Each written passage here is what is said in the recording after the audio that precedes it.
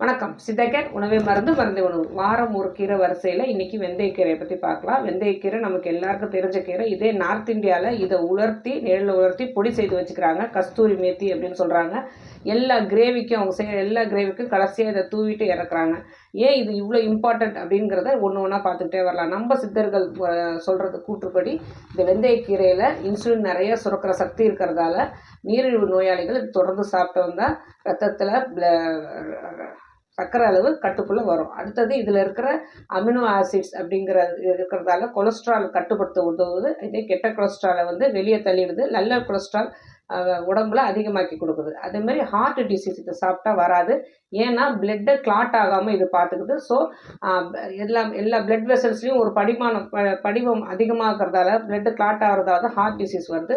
So இந்த வெந்தயக்கீரையை சாப்பிட்றதால heart disease நமக்கு வராது.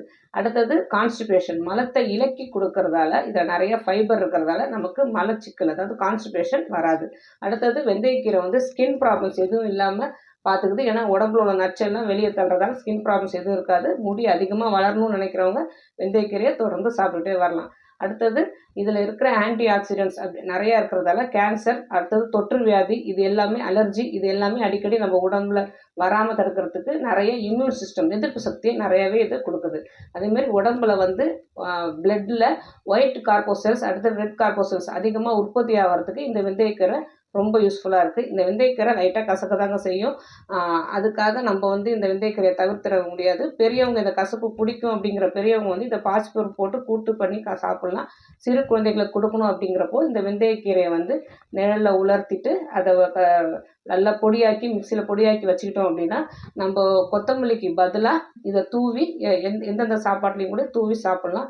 இதே வெந்தயக்கீரை கிடைக்கல அப்படின்னா ஒன்றும் இல்லைங்க, நம்ம வீட்டில் இருக்கிற வெந்தயத்தை ஒரு கைப்பிடி எடுத்து அதை நல்லா ஊற வச்சுட்டு ஓவர் நைட் ஊற வச்சுட்டு மறுநாள் காலையில் ஒரு பிளாஸ்டிக் ட்ரேயில் மண்ணை பரப்பிட்டு இதை வெந்தயத்தை தெளித்து விட்டோம் அப்படின்னா ஒரு வாரத்துலேருந்து 10 நாளைக்குள்ளே நல்லா கீரை வளர்ந்துருக்கும். கத்திரிக்கோலை வச்சு நல்லா கட் பண்ணிவிட்டு இந்த கீரையை கொத்தமல்லிக்கு பதிலாக எல்லா பொருட்கள் நம்ம எதெல்லாம் கொத்தமல்லி போடுறோமோ வாசனைக்காக இந்த வெந்தயக்கீரையை கொஞ்சம் கொஞ்சம் தூவி விட்டு நம்ம சாப்பாட்டில் சேர்த்துட்டு வந்தோம் அப்படின்னா குழந்தைகளுக்கும் நல்லா இதை சேர்ந்துக்கிட்டே வந்துடும். அடுத்த முக்கியமான விஷயம், இந்த வெந்தயக்கீரை தொடர்ந்து சாப்பிட்றதால குழந்தை பேர் வேணுங்கிறவங்களுக்கு ஆண்களுக்கு டெஸ்டோஸ்டீரான் அப்படிங்கிற ஹார்மோன்ஸ் நிறைய சுரக்கும். அதனால் அவங்க ஸ்பெர்ம் கவுண்ட் இன்க்ரீஸ் ஆகும், மொட்டிலிட்டி நல்லாவே இருக்கும். அடுத்தது ஃபீமேலுக்கு பீரியட்ஸ் பிரச்சனை எதுவாக இருந்தாலும் கரெக்டாக ரெகுலர் பீரியட்ஸும் சரி ஓவுலேஷன் ஆகிறதுக்கும் சரி இந்த வெந்தயக்கீரை ரொம்ப யூஸ்ஃபுல்லாக இருக்குது. ஸோ இவ்வளோ இருக்கிற இந்த வெந்தயக்கீரையில் விட்டமின் ஏ, பி, சி இருக்குது, கால்சியம் இருக்குது, நிறைய பாஸ்பரஸ், பொட்டாசியம், மெக்னீஷியம் நிறையவே இருக்குது.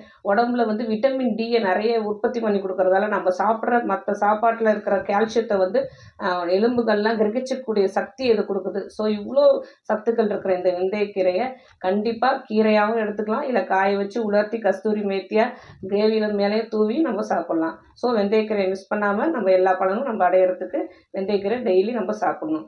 ஆரோக்கியமே வாழ்வோம். வேறு எதை பற்றி பேசணும்னு நீங்கள் நினச்சாலும் சரி தாராளமாக கமெண்ட் பண்ணுங்கள். உங்களுக்கு எந்த நோயாக இருந்தாலும் சித்தா கேரை அணுகுங்க.